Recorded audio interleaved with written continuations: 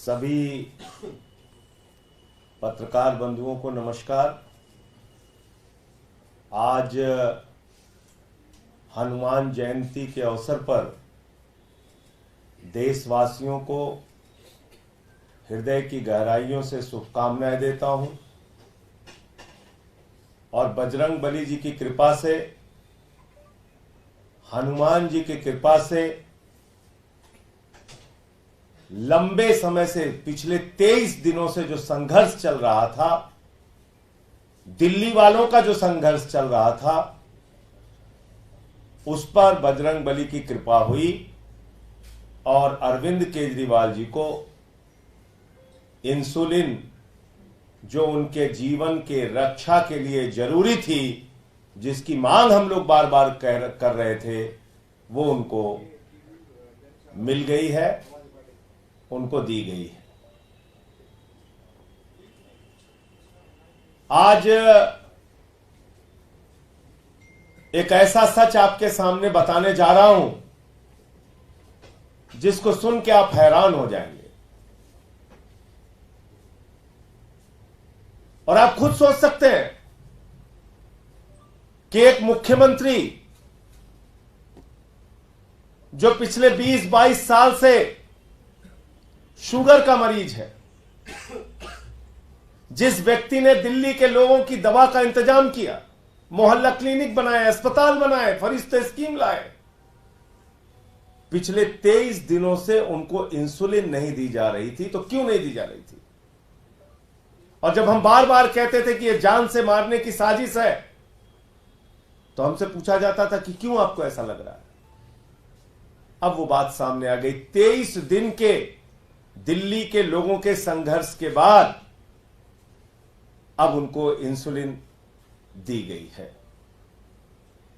न्यायालय ने भी एम्स का पैनल बनाया, डॉक्टरों की टीम बनाई कि उनके हेल्थ की चेकअप के लिए, उनका परीक्षण करने के लिए।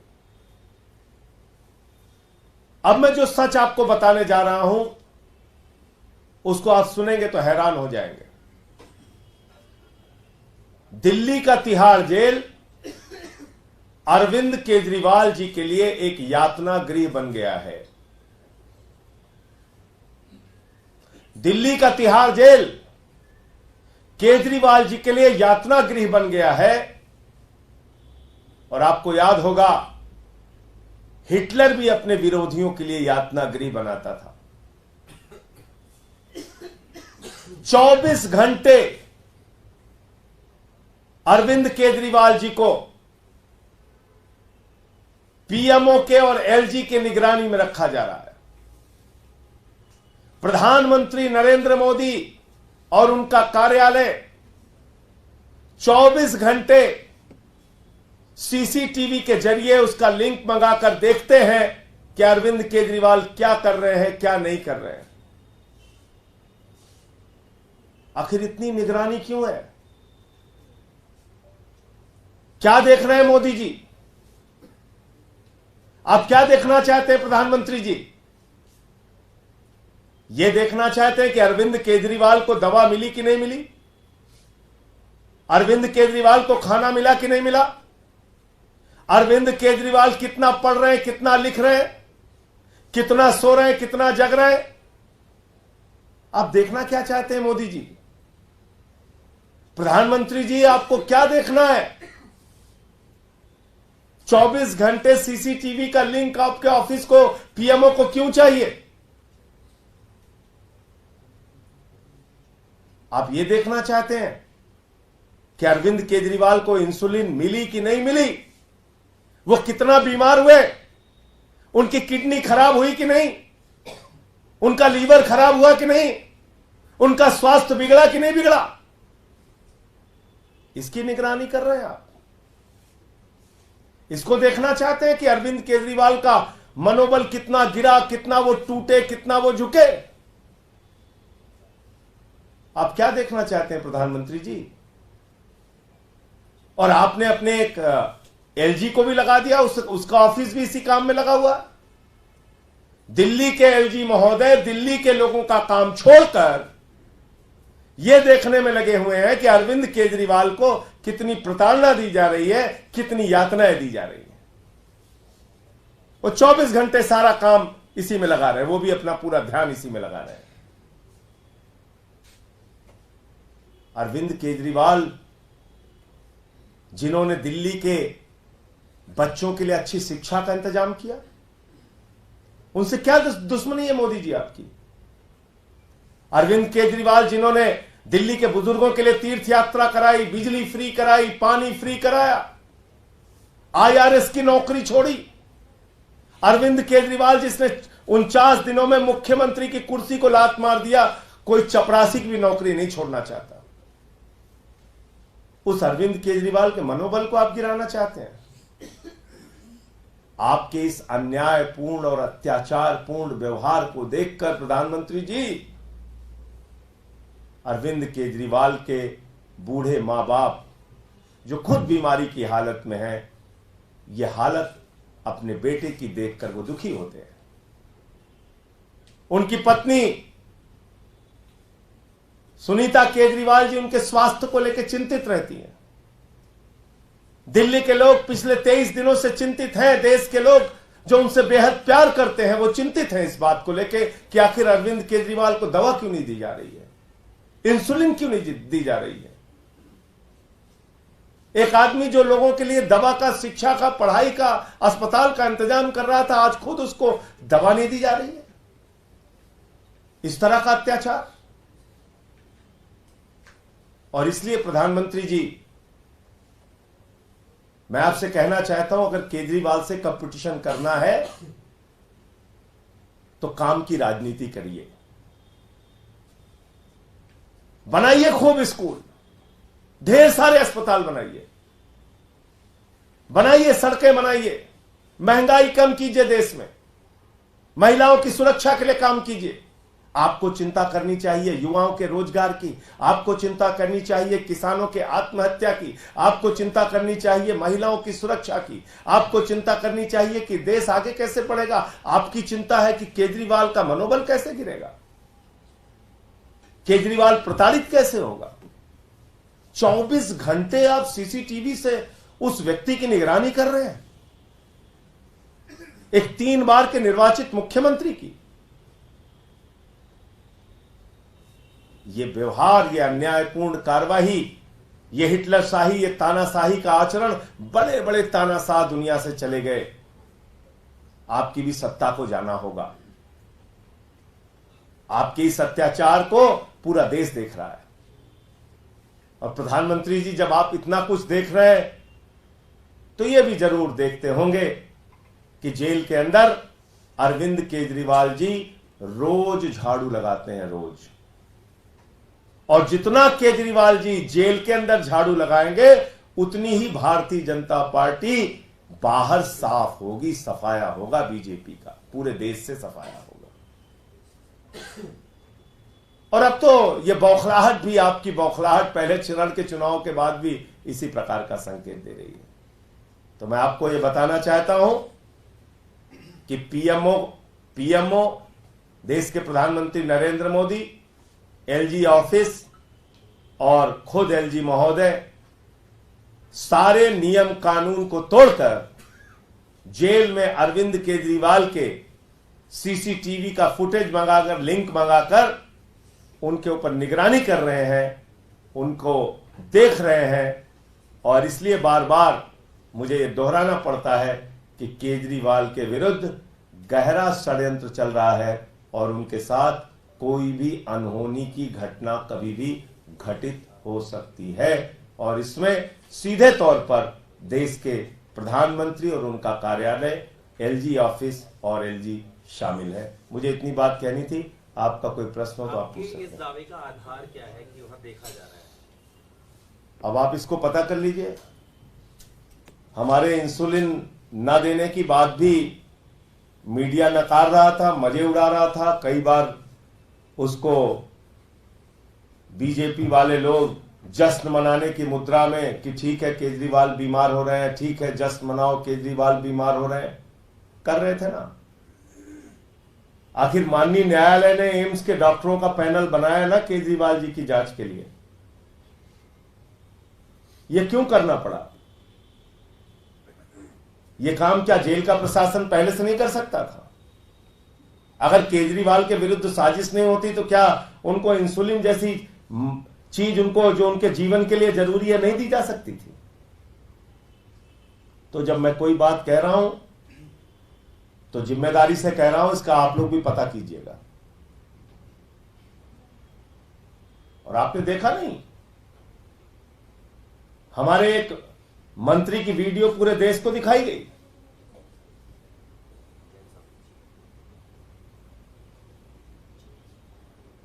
तो मैं कुछ गलत नहीं कह रहा हूं, जो भी आपसे कह रहा हूं जिम्मेदारी से कह रहा हूं। और किस कॉन्स्पिरेसी की तरफ आप इशारा कर रहे हैं? कह रहे हैं अगर मॉनिटर हो रहा है जिस तरह से दावा कर रहे हैं। नहीं, 24 घंटे मॉनिटरिंग करने का मतलब यह है जो मैं आपको बता रहा हूं, कितना झुके, कितना टूटे, कितना मनोबल गिरा, कितना बीमार हुए, कब सो रहे हैं, कब जग रहे हैं, लीवर खराब हुआ कि नहीं, किडनी खराब हुआ कि नहीं, इंसुलिन मिल तो नहीं रही है, दवा मिल तो नहीं रही है। इस आदमी को हर तरफ हर 24 घंटे परेशान करो और इस स्तर तक पहुंचा दो कि उनकी जिंदगी से खिलवाड़ हो जाए। यही हो रहा है। तिहाड़ जेल के डीजी का बयान है, उन्होंने कहा है कि 900 से 1000 वहाँ पे कैदी है जिन्हें डायबिटीज है, तो उनको हम समान रूप से ट्रीट करते हैं, सबको एक समान देखा जाता है, कोई हमारे लिए खास नहीं। अरे भाई, तिहाड़ जेल का डीजी किसकी वजह से क्यों बोल रहा है ये अब बताने की जरूरत है क्या? वो अमित शाह के अधीन है, जो उसको कहा जाएगा बोलेगा, उसकी बात छोड़ दीजिए। सर, राउत रेवेन्यू कोर्ट ने अपने आदेश में साफ कहा है कि आखिरकार 1 अप्रैल का जो हमारा आदेश था, बावजूद उसके केजरीवाल के घर से जो खाना जा रहा था, जो सीएम साहब है, उसमें जो भी जो डायबिटिक के अगेंस्ट होता है वो सब चीजें कैसे जा रही थी। हालांकि कोर्ट ने सवाल उठाया है आप लोगों पे भी और जेल प्रशासन पे भी, तो आखिरकार डायबिटीज है बावजूद उसके खाना कैसे जा रहा है, ये सब चीजें कैसे जा रही है, ये सवाल उठाया आदेश में। कोर्ट का ऑर्डर पढ़ा है आपने? जी पढ़ा है। उसमें लिखा है कि ग्लूकोज दिया जाएगा, केला दिया जाएगा, टॉफी दिया जाएगा। 1 अप्रैल का आदेश है आपके पास? जी है। ये पढ़ा था कि नहीं पढ़ा था आपने? जी पढ़ा है। तब मैं घर का खाना दिया जाएगा। सर ये अरे मैं तो आपने कोर्ट के आदेश का जिक्र किया ना, उसकी कॉपी है आपके पास? तो कॉपी है तो इनको दिखाइए। उसमें लिखा हुआ है उनको ग्लूकोज भी दी जाएगी, टॉफी भी दी जाएगी, केला भी दिया जाएगा, घर का खाना भी दिया जाएगा। ये माननीय न्यायालय का 1 अप्रैल का आदेश है। पैरा 9 उसका पढ़ लीजिएगा। सूरत के बीजेपी के कैंडिडेट को कल निर्विरोध निर्वाचित कर दिया गया, वहां पे कांग्रेस के कैंडिडेट का नॉमिनेशन रद्द हो गया था, बाकी कई लोगों ने नामांकन वापस ले लिया। इस डेवलपमेंट को देखिए, मैं ये बात पूरे जिम्मेदारी से कह रहा हूं कि प्रधानमंत्री नरेंद्र मोदी देश का संविधान बदलने जा रहे हैं, चुनाव खत्म करने जा रहे हैं, दलितों, पिछड़ों, आदिवासियों का आरक्षण खत्म करने जा रहे हैं। देश के 85% लोगों के पीठ में छुरा मारने की तैयारी है। इस देश की जनता के पीठ में छुरा मारने की तैयारी है। इस देश की जनता को चुनाव से वंचित किया जाएगा। सूरत एक झांकी है, पूरा देश बाकी है। सूरत में चुनाव खत्म हुआ है, पूरे देश में चुनाव खत्म होगा। यह प्रधानमंत्री नरेंद्र मोदी की सोच है। तानाशाही लाना चाहते हैं। 24 का चुनाव अंतिम चुनाव है। इस देश के लोगों, इस बात को याद रखना, यह अंतिम चुनाव है आपका। बाबा साहब डॉक्टर भीमराव अंबेडकर जी के द्वारा लिखे गए संविधान को भारतीय जनता पार्टी के लोग नहीं मानते। ये नागपुर के संविधान को मानते हैं, जो संविधान कहता है, जिसके प्रमुख भागवत कहते हैं, दलितों का, पिछड़ों का, आदिवासियों का आरक्षण खत्म होना चाहिए। मोहन वैद्य कहते हैं, आरएसएस के नेता कहते हैं, दलितों का, पिछड़ों का, आदिवासियों का आरक्षण खत्म होना चाहिए। बीजेपी के नेता कहते हैं संविधान बदलना है। और कितने प्रमाण आपको चाहिए? अयोध्या के प्रत्याशी, प्रभु श्री राम के धरती अयोध्या के प्रत्याशी लल्लू सिंह ने कह दिया संविधान बदलना है 400 सीट दे दो। और प्रभु श्री राम का अभिनय कर चुके अरुण गोविल, उन्होंने भी कह दिया कि 400 सीट दे दो, संविधान बदलना है। देश का संविधान ये लोग बदलेंगे, वोट की ताकत आपकी खत्म करेंगे। और याद रखना, आरक्षण पूरे देश में भाजपा ही खत्म करेंगे, क्योंकि आरएसएस का प्रमुख जो बोलता है वही भाजपा कहती है। आरएसएस का प्रमुख जो बोलता है वही भाजपा का संविधान है। ये बाबा साहब के संविधान को नहीं मानते, ये भागवत के संविधान को मानते हैं। और भागवत तो पहले ही कह चुके हैं आरक्षण खत्म होना चाहिए। मोहन वैद्य कह चुके हैं आरक्षण खत्म होना चाहिए। देश के दलितों, पिछड़ों और आदिवासियों को सावधान हो जाना चाहिए, सजग हो जाना चाहिए। इस देश के लोगों को सजग हो जाना चाहिए। वोट का अधिकार उनका छीना जाएगा। सूरत तो झांकी है, पूरा देश बाकी है। अभी सूरत में चुनाव खत्म हुआ, अब पूरे देश में चुनाव खत्म होगा। आरएसएस में चुनाव होता है क्या? चुनाव होता है आरएसएस में? आरएसएस के प्रमुख का कोई चुनाव नहीं होता। आरएसएस चुनाव की पद्धति में यकीन नहीं रखती। और आरएसएस का संविधान कहता है भारत के प्रधानमंत्री और राष्ट्रपति के ऊपर आरएसएस का प्रमुख राज करेगा। इसीलिए प्रधानमंत्री को भी भागवत से मिलने जाना पड़ता है। उसका प्रोटोकॉल होगा अपना, लेकिन उसको भी भागवत से मिलने जाना पड़ता है। तो इसलिए याद रखिएगा, फिर दोहरा रहा हूं, सूरत में जो कुछ हुआ वो मेरी बात को, मेरे दावों को और बार बार रैलियों, सभाओं में जो सारे नेता बोल रहे हैं उसको बिल्कुल सच साबित करता है। ये चुनाव खत्म करेंगे, पूरे देश में चुनाव खत्म करेंगे, पूरे देश में चुनाव की प्रक्रिया और लोकतंत्र को खत्म करेंगे।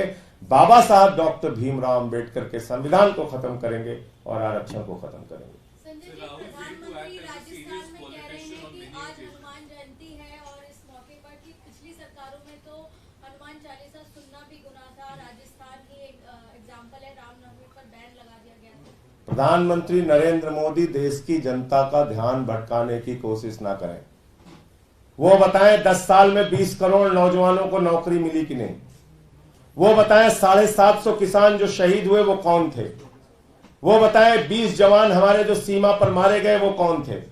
प्रधानमंत्री नरेंद्र मोदी बताएं कि काला धन कहां गया, 15 लाख खाते में क्यों नहीं आया, काला धन क्यों बढ़ गया, 15 लाख करोड़ रुपए की चोरी आप लोगों ने कर करके अपने पूंजीपति मित्रों का माफ क्यों किया, 3.5 लाख करोड़ रुपए बैंक सेटलमेंट के जरिए आपने माफ क्यों किया, भारत के ऊपर 200 लाख करोड़ रुपए का कर्जा क्यों है।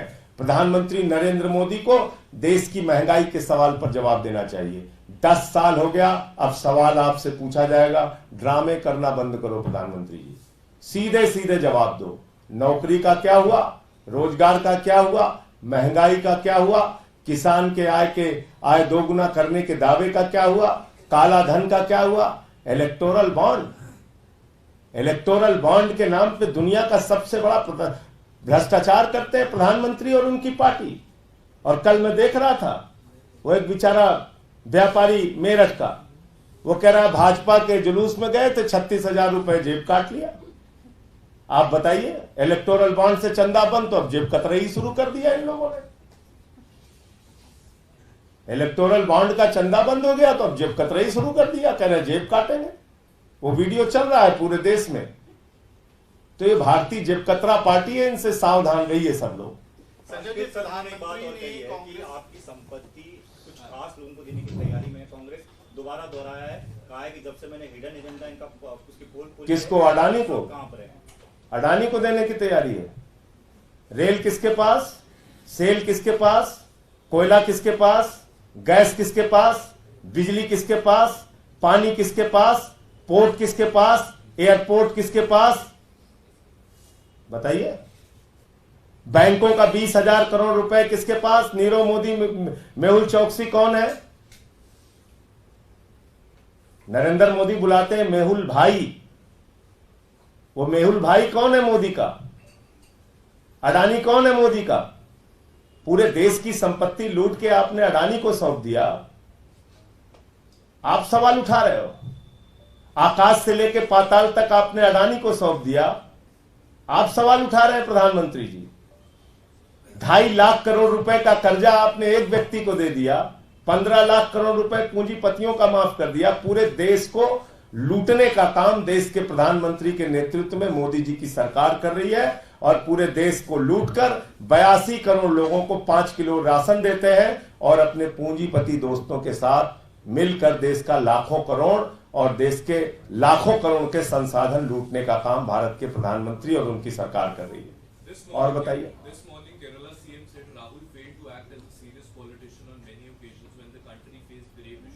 वो उनके अपने स्टेट के आपसी पॉलिटिक्स का मामला है, उस पर कोई कमेंट नहीं करूंगा। Thank you.